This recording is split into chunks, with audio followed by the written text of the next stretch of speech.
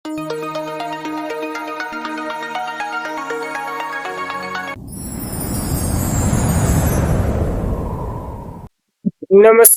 ગુજરાતના અધિકારી મિત્રો, આજે આપણે જોવાના છે 3 નવેમ્બર 2025 નું મોસ્ટ ઇમ્પોર્ટન્ટ પરીક્ષા લક્ષી કરંટ અફેર સાથે સાથે જીકે અને જીએસ ની ચર્ચા કરવાના છે. એ પહેલા ખાસ કરીને ચેનલ ઉપર નવા હોય તો ચેનલને સબસ્ક્રાઇબ કરી લેવી, વિડીયો પસંદ આવે લાઈક કરવું અને તમારા મિત્રો સુધી અવશ્યથી શેર કરી દેવું. તો ચલીએ આજના ઇમ્પોર્ટન્ટ ક્લાસની આપણે શરૂઆત કરી દઈએ. તો 1 નવેમ્બરના રોજ કેટલા રાજ્ય અને કેટલા યુનિયન ટેરેટરીએ પોતાનો સ્થાપના દિવસ ઉજવ્યો છે? તો 8 રાજ્ય છે અને 5 કેન્દ્ર શાસિત પ્રદેશો છે જેને પોતાનો સ્થાપના દિવસ ઉજવ્યો છે. જોઈ લે બધા છે. 1 નવેમ્બર ભારતમાં આંધ્રપ્રદેશ, હરિયાણા, છત્તીસગઢ, કેરળ, કર્ણાટક અને પંજાબ, તમિલનાડુ અને મધ્યપ્રદેશ એમ 8 રાજ્ય, 5 કેન્દ્ર શાસિત પ્રદેશ જેમાં લક્ષદ્વીપ, આંદામાન નિકોબાર, ચંદીગઢ, દીવ દમણ એટલે કે દીવ દમણ નહીં આવે, દિલ્હી, પોંડુચેરી વગેરે 1 નવેમ્બર 2025 ના રોજ પોતાનો સ્થાપના દિવસ ઉજવ્યો છે. તો ખાસ આપણા માટે આ એમપી થાય. અને આની પહેલા એક એસએસજીડી માં પૂછાઈ ગયું કે કેટલા રાજ્યોએ પોતાનો સ્થાપના દિવસ 1 નવેમ્બર ના રોજ ઉજવે છે, તો એ પ્રશ્ન આવી ગયો. તો હવે કેન્દ્ર શાસિત પ્રદેશની પૂછીને તો ખાસ યાદ રાખવા.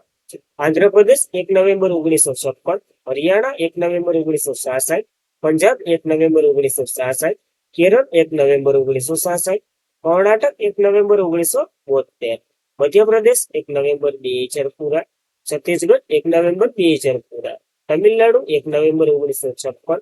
જ્યારે કેન્દ્ર શાસિત પ્રદેશની વાત કરીએ, Lakshadweep 1 November 1956, Puducherry 1 November 1954, Andaman Nicobar 1 November 1956, Chandigarh 1 November 1966 અને દિલ્હી 1 નવેમ્બર 1956 ના રોજ આ બધા રાજ્ય અને યુનિયન ટેરિટરીએ સ્થાપના દિવસ ઉજવ્યો છે. ખાસ આંકડો તો યાદ જ રાખવું. ત્યારબાદ મહિલા ઓડીઆઈ ક્રિકેટમાં વર્ષમાં સૌથી સફળ રન ચેઝનો રેકોર્ડ કયા દેશની ટીમ સામે ભારતીય ટીમે બનાવ્યો છે? તો ઓસ્ટ્રેલિયા સામે બનાવ્યો. અને જર્સી જોઈ અને તમને ખબર જ હશે કે આ ઓસ્ટ્રેલિયાની જ છે. તો ભારતીય ક્રિકેટ ટીમે ગુરુવારે નવી મુંબઈ ડીવાય પાટીલ સ્ટેડિયમ ખાતે ઓડીઆઈ વર્લ્ડ કપ 2025 સેમીફાઇનલમાં ડિફેન્સ ચેમ્પિયન ઓસ્ટ્રેલિયાને 5 વિકેટથી હરાવી વિશ્વ રેકોર્ડ ચેઝ પૂર્ણ કર્યો. ઓસ્ટ્રેલિયા જે હાલના ફોર્મેટમાં વિશ્વની નંબર 1 ટીમ છે, જેને ફોર્બી લિયાકત જે 93 બોલ 119 સદી મદદથી પ્રથમ બેટિંગ કરતા પણ 338 રનનો સ્કોર બનાવ્યો છે. ખાસ ચર્ચામાં રહેલો વિષય છે. દેશની સર્વશ્રેષ્ઠ ખેલાડી જેનીમા રોડ્રિગ્સ જે ભારતના છે. જ્યારે હવે ભારતની ટીમ 2025માં ઓડીઆઈ વર્લ્ડ કપની ફાઇનલમાં પહોંચી ગઈ છે. અને કોની સાથે રહેશે ફાઇનલમાં? તો ઓસ્ટ્રેલિયા સામે જ રમવાની છે આજે, એટલે કે આમ તો કાલે રમાઈ ગઈ 2 નવેમ્બર Mumbai DY Patil sports stadium ખાતે દક્ષિણ આફ્રિકા સામે રમવાની છે. તો ખાસ એની સામે રમવાની છે, એ યાદ રાખવું. રિઝલ્ટ આવશે એટલે પાછું જોઈ લેવું. પણ આ 2025 મહિલા ક્રિકેટ વર્લ્ડ કપ ની વાત કરીએ, જે 30 થી 2 નવેમ્બર સુધી હાલવાનો હતો. યજમાન દેશ ભારત અને શ્રીલંકા છે. ટીમો 8 છે. આવૃત્તિ 13મી આવૃત્તિ છે. તો ખાસ એ પણ યાદ રાખવું આપણને. ત્યારબાદ કયા રાજ્યના નૈઋદીન અભયારણ્ય સિક્કામાં પુનઃ પ્રવેશ માટેની મંજૂરી મળી ગઈ છે? તો આ મધ્યપ્રદેશનું છે. અને મધ્યપ્રદેશના કુનો નેશનલ પાર્કમાંથી આપણે હમણાં જ જોયું હતું, સાગરમાં નાખ્યા હતા અને પછી હવે નૈઋદીમાં નાખી રહ્યા છે, એટલે ગાંધી સાગર એટલે બીજું કઈ નહીં. તો મધ્યપ્રદેશના કુનો રાષ્ટ્રીય ઉદ્યાનમાં ગાંધી સાગર અભયારણ્ય પછી રાજ્યના ત્રીજા સિક્કા સ્થળ તરીકે નૈઋદેવી વન્યજીવ અભયારણ્યની પસંદગી કરવામાં આવી અને આને મંજૂરી પણ મળી ગઈ. આવું મોહન સરણ યાદવે જાહેરાતમાં કીધું છે કે નામીબિયાથી જે સિક્કા આવ્યા એને આપણે શરીર પર ફેલાવી દેવાના છે. 1975માં નૈઋદી વન્યજીવ અભયારણ્ય જે મધ્યપ્રદેશમાં છે એની રચના થઈ હતી. અને આ મધ્યપ્રદેશનું સૌથી મોટું વન્યજીવ અભયારણ્ય છે, જેમાં સિક્કાને સ્થળાંતર કરી રહ્યા છે. યાદ રાખવું આપણને. પ્રોજેક્ટ સિક્કાની વાત કરીએ, એક ભારતીય પહેલ છે, 2022માં શરૂ થઈ હતી. 19 સપ્ટેમ્બર 2022ના રોજ નામીબિયાથી પહેલીવાર 8 સિક્કા લાવ્યા હતા અને પુનો નેશનલ પાર્કમાં લાવ્યા હતા. તો એ પણ યાદ રાખવું.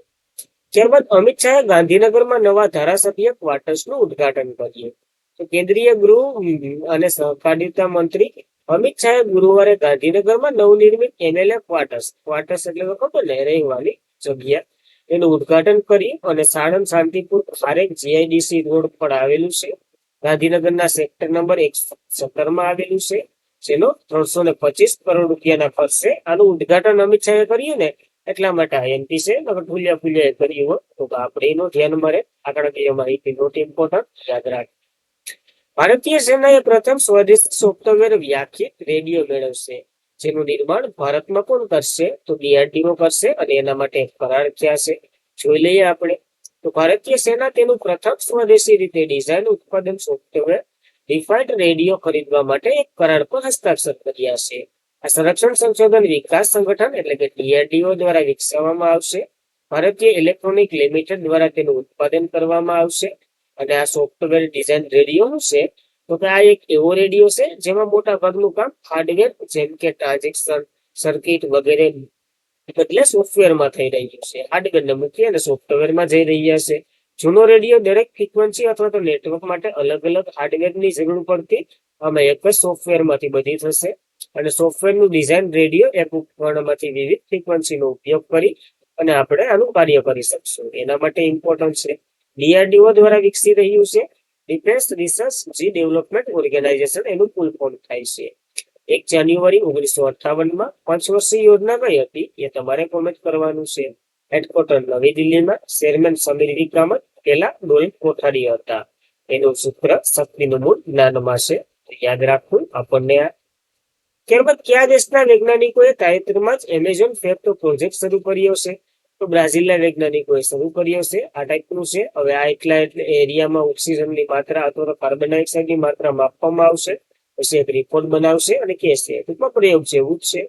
તો બ્રાઝિલના વૈજ્ઞાનિકોએ એમેઝોનનું સૌથી મોટું શહેર મોન્સેલ નજીક એમેઝોન ફેક્ટ પ્રોજેક્ટ શરૂ કર્યો. આ એક ક્ષેત્રીય પ્રયોગ બ્રાઝિલના મોન્સેલ નજીક સ્થિત એક જૂનું એમેઝોન ફોરેસ્ટ સ્ટેન્ડર્ડ ફ્રીક્વન્સી છે ને, જે ઉષ્ણકટિબંધીય વૃક્ષોનું ભવિષ્ય CO2 ની સાંદ્રતા અંદાજે સંકલ્પ લાવશે.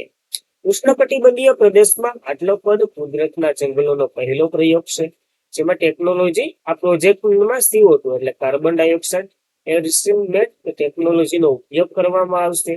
આબોહવા પરિવર્તનનો પ્રકાશ, જે વિશ્વની સૌથી મોટી ઉષ્ણકટિબંધીય જંગલી કામગીરી સમજશે અને એના ઉપર સ્ટડી કરશે. આ પ્રોજેક્ટ બ્રાઝિલના સંઘીય સરકાર અને યુનાઇટેડ કિંગડમ બંને વચ્ચે સમર્થિત થઈ રહ્યું છે. તો આપણને યાદ રાખવું. બ્રાઝિલની વાત કરીએ, કેપિટલ બ્રાઝિલ છે.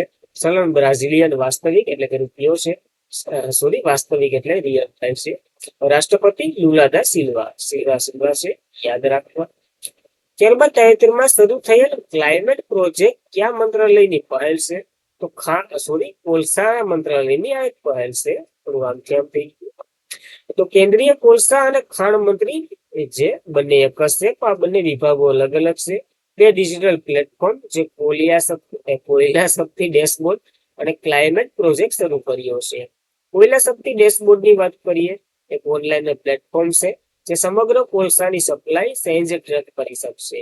આમાં ખાણ બજાર સુધી સમગ્ર કોલસો ટ્રેક કરવામાં આવશે.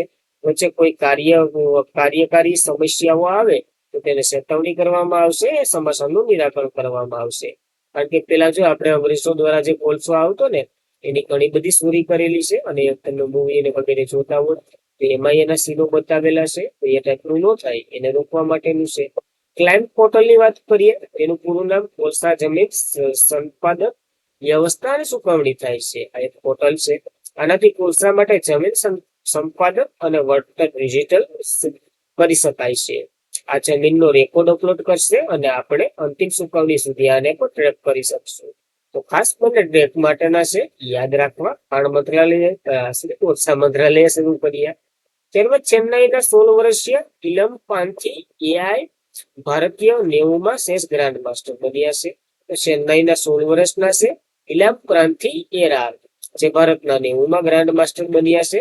અને હમણાં હાર્ગે જુંગે આયોજિત બેલ્જિયમમાં એક શું કહેવાય ગેમ દરમિયાન અહીંયા રેકોર્ડ બનાવ્યો છે 90માં ગ્રાન્ડ માસ્ટરનો, યાદ રાખવું આપણને. ત્યારબાદ કયા રાજ્ય માટે કૃષિ સોરીકરણ ટેકા માટે એશિયન ડેવલપમેન્ટ બેંકે 460 બિલિયનની લોનને મંજૂરી આપી દીધી છે? તો આખો પ્રોજેક્ટ મહારાષ્ટ્રને સમર્પિત છે, જેનાથી રિન્યુએબલ એનર્જી ઉત્પાદન કરવામાં આવશે.